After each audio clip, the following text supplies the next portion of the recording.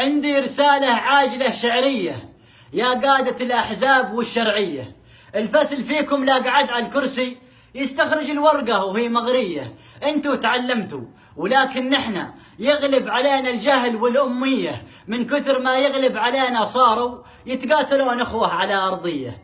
وأولادكم في الجامعات الكبرى وأولادنا بالأجرة اليومية، وتحققون أحلامكم في الدنيا وتحطمون أحلامنا الوردية. كل يفكر كيف يعمر بيته على حساب البنية التحتية.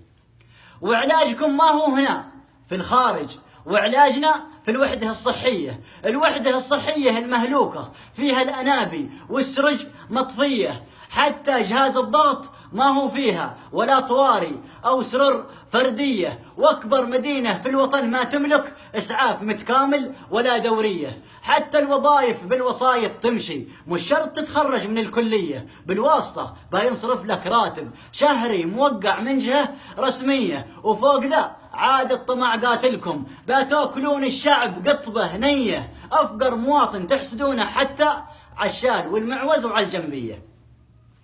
يا ذي تبون الحكم ديمقراطي، ما تعرفوا معنى الديمقراطية. أصلا وصلتوا للرتب والسلطة على أكتاف الجبهة القومية.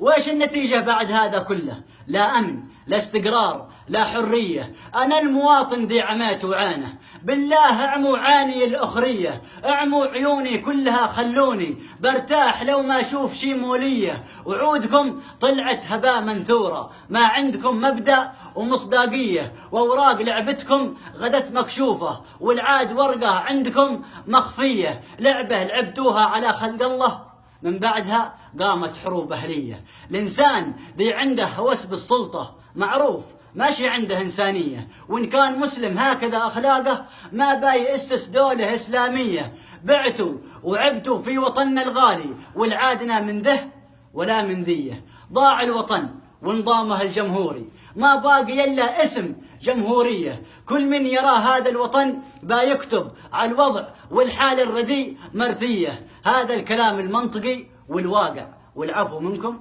والعمد عن نية. السلام عليكم.